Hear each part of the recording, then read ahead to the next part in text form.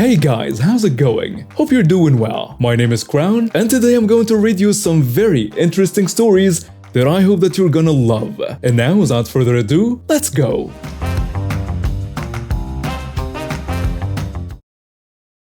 I wasn't going to post this, but my friend convinced me to. So I work at a grocery store and it was pretty slow today. I was super bored and had like 2 hours left in my shift. So I was wandering around and I was looking for my friend, who was also my co-worker.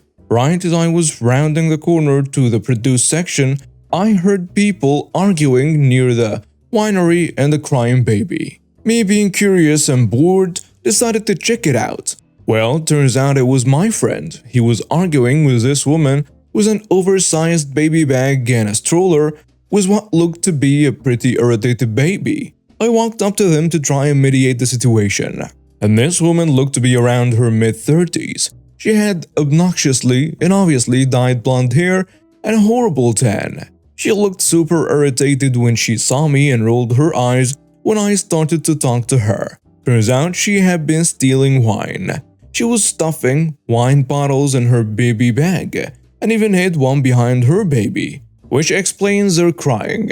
Laying on top of a wine bottle can be comfortable. My friend had caught her stuffing one of the bottles in her bag, which led to their little argument. When I finally got the context of the situation, I then asked the lady to return the bottles since it was obvious she wasn't going to buy them. Then she started to get irate. "Ma'am, you need to return these wine bottles. They are store property." "No," friend tells her, "you need to give these back. I caught you in your attempt to steal them and you need to put them back. I'm a tax-paying citizen. I basically own this store. You wouldn't have jobs without me." At this point, the situation was escalating way too much and other people were beginning to look at us. Eventually, my manager came out to see what was up. My friend and I were in the middle of explaining the situation to him, and the lady just took off. She left her stroller behind, by the way. My manager radioed our store security and they stopped her at the entrance. I had to push her stroller over to where the guards were keeping her. When the crazy woman realized she wasn't going to get away, she took one of the bottles in her bag and threw it at the manager. It barely missed his head and it was pretty bad. The security guards had to tackle her to stop her from getting out another bottle. One of my other co-workers called the police and my manager was so mad. He was screaming at the lady. I don't know if he will be pressing charges against her or not, but I was put in charge of taking the rest of the wine bottles and had to put them away. My friend was trying to calm down her still crying baby. The police eventually came and they are in the process of arresting her. Update. So my manager is pressing charges. Child Protective Services was called on a lady, but it turns out the baby wasn't even her kid. It was her niece. She was supposed to be babysitting and took her baby to the store. The baby's mother, the entitled mother's sister, apologized profusely to my manager and explained everything. She said her sister was a known alcoholic and substance addict, but had been telling her and her family that she had been clean for 3 years and that she had gone to rehab. I genuinely couldn't believe what I was hearing. I personally would never leave my baby with a known abuser, no matter how clean they claim to be. But that's just my opinion. The mother told us that she's a single mom and she had to work overtime and needed someone to watch her daughter for a couple hours. Her regular sitter couldn't come and her parents were on vacation. So she decided to take a chance on her sister. She had no idea that she was this unhinged. The entitled woman was arrested for shoplifting and attempted assault with a deadly weapon. My manager is pressing charges for emotional distress. Child Protective Services let the mother keep her baby, but I'm pretty sure they are going to be conducting a search on a baby's living conditions. I feel so bad for her, honestly.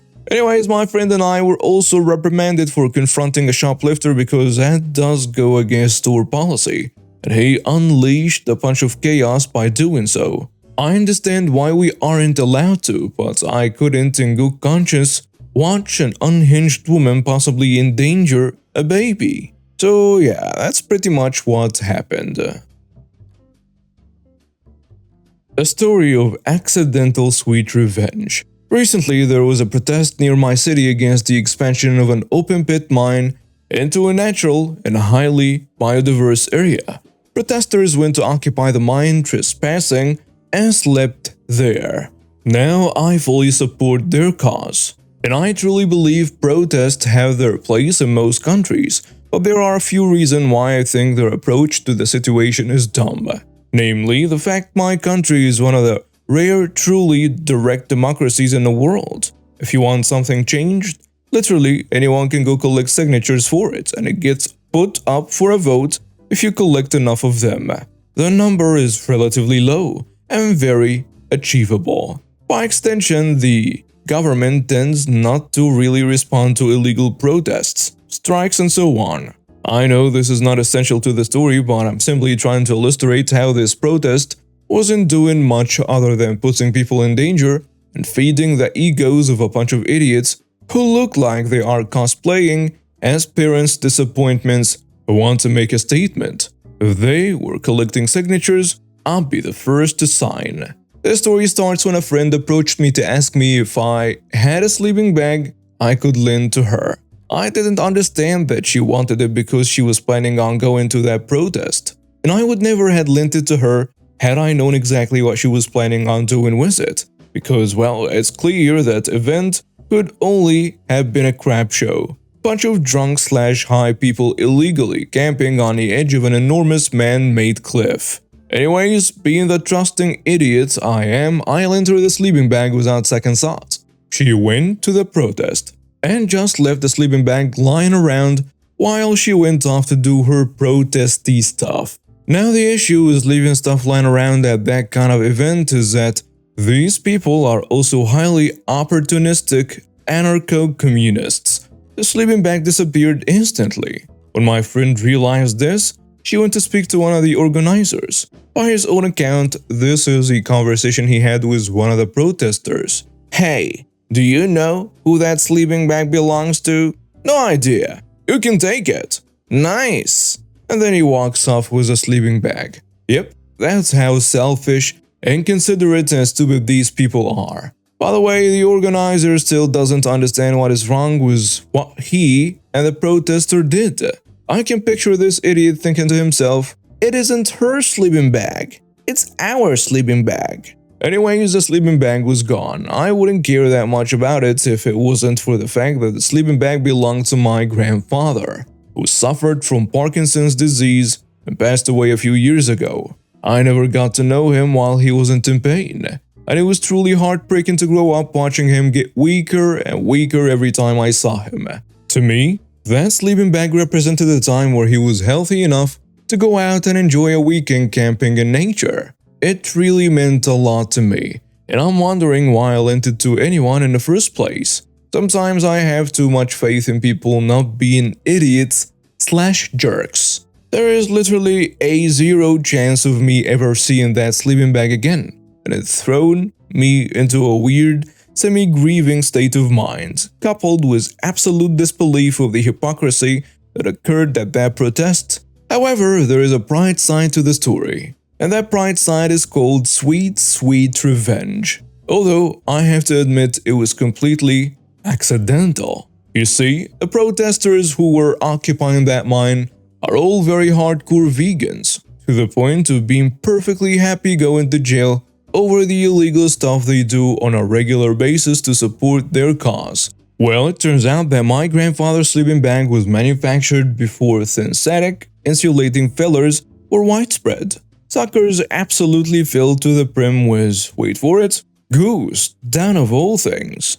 Down is the really soft feathers they put in big covers, pillows, and sleeping bags to keep warm, which vegans are obviously completely opposed to, as it requires killing birds. This will never bring the sleeping bag or my grandfather back, but every morning I now get to wake up and chuckle at the fact this may be the very moment some jerk thief who happens to be also vegan will also wake up in my grandfather's sleeping bag. But every morning I now get to wake up and chuckle at the fact that this may be the very moment some jerk thief who happens to be also a vegan will also wake up in my grandpa's sleeping bag only to notice a real feather is tickling the tip of his nose, and in sheer horror comes to the realization that the stolen sleeping bag he has been sleeping in so comfortably is actually a huge warm pile of dead birds. This may seem cruel, but I have no respect for the jerk who did this to me.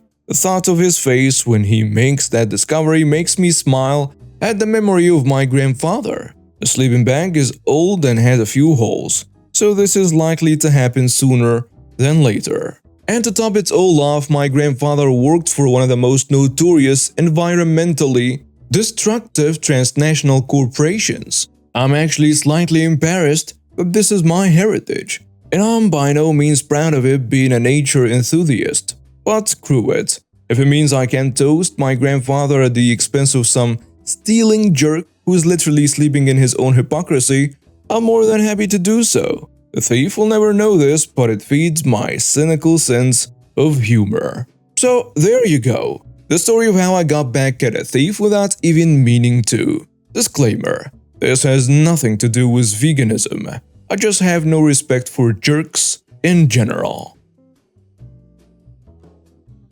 It was one day when my mother asked me to go to the local grocery store to pick up some things for her. He was preparing for a big feast on Thanksgiving. Since my parents were inviting most of our family members to spend it with us this year, she had bought most of the stuff she needed but sent me to pick up a few things she missed. I took my bike and ran to the store with a list my mom wanted me to get. I know my way around this store, I know the employees working there, and they too know me very well. I come across one of the staff members that I'm quite familiar with. We exchange pleasantries for a moment, catch up, and wish each other a happy Thanksgiving. It wasn't a minute before a well-known Karen that is frequenting this store appeared out of nowhere right in front of us, and she just started berating the staff member about how he's ignoring her needs / his job right in the midst of a busy day like this, and standing right there chatting with little kids that aren't even his age. She kept threatening the poor guy about calling his manager and getting him in trouble for not doing his job, or worse, getting him in trouble for hitting on little kids in public. Seriously, the guy was just one of the nicest people I know, and he never once crossed a line with me or anyone else I know of. I always thought that he's providing some amazing customer service, and he's one of the few people that seem to be enjoying what he does. He apologizes to her, nods politely to me, and then tries to calm her down and asks her what she needs help with. I am not the most confronting person out there, so while she was on her horrible rant to this poor staff member, all of me was screaming on me inside that she was wrong, that she's a terrible person for what she's doing to this good guy, and that she needs to leave him alone. But sadly, I just couldn't get myself to scream all of that out loud to her face. I just froze there and watched the staff member smile painfully to me before going away and vanishing between the aisles after she kept dragging him around. At that moment, I really wished for some justice, some karma that would put this woman in her place. She's an evil one. She's not just some entitled person asking for attention. I was old enough to understand that the accusations she was threatening him with could easily send him to prison for a long time, and even stain him for the rest of his life. She was not afraid to do that to someone she knew well was innocent of all the horrible stuff she was accusing him of. I swallowed all of that, got washed with the painful feeling of being useless, and just decided to move on and go get what my mom sent me to get. 10 minutes go by and I start hearing a lot of screaming coming from where the Karen and the staff member disappeared earlier. Charged with a huge emotional wave that took over me, I decided to run towards where she is and just tell her off and to stop abusing my good friend and to leave him alone. It was unfamiliar territory to me, but I made up my mind. If I was ever going to stand up to some evil person, it was right now. It was to this woman. When I arrived to where she is, I take a deep breath and try to prepare myself for voicing out how I feel about her and how I despise people like her. However, upon closer look, I see her shrieking and screaming, but it wasn't towards the same staff member from before. Actually, it wasn't any of the staff members that I know of at least. It appears to be a customer. No, wait. Oh god, that's not a customer. I mean, he is, but it's not just any customer. That's Steve, one of the most dangerous people in our town. I know that full well because my mother kept telling me if I ever came across him, to just look down and get out of his way as much as possible. Steve was a well-known criminal in this town. Convicted in more than 10 cases at least, I was known for getting involved in a lot of gang activities. He was someone that had a quiet demeanor. Aside from a nasty scar on his face, if you didn't know him, you wouldn't really think that he's that dangerous. I froze in my place when I recognized it was him. I noticed a staff member from before running towards the manager's office to grab him and probably call the police when he saw that Karen started picking a fight with a one man in town that she shouldn't pick a fight with. I went home that day without getting a single item from the list my mom gave me, but I had my reasons. I went to the store a couple of days after what happened that night and decided to ask the staff member what the heck got her to screech at this guy to start with. And he started telling me what happened after he nodded to me and left with her. He told me that she was just pestering him to find her some stuff all over the store while keeping up with the vile threats.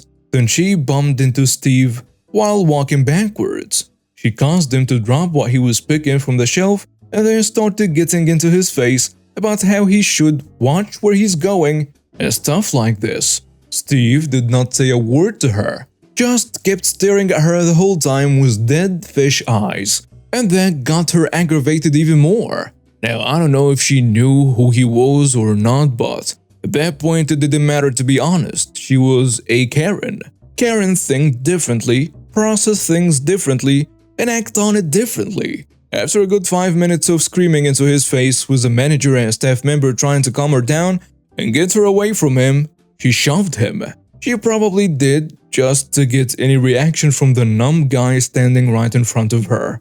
That was the last thing she remembers doing before looking down to her stomach and seeing blood gushing out of it. It seemed as if she didn't realize what happened at first. It surely took her a moment to fall into the ground. It took her a very rare, quiet, screeching-free moment to realize that she just got stabbed. Then panic ensued in the store after some bystanders witnessing the whole thing just saw what happened. The manager tried to contain the situation, begging Steve to just calm down and drop the weapon. But surprisingly enough, the guy that just stabbed the woman did not seem to lose his quiet demeanor.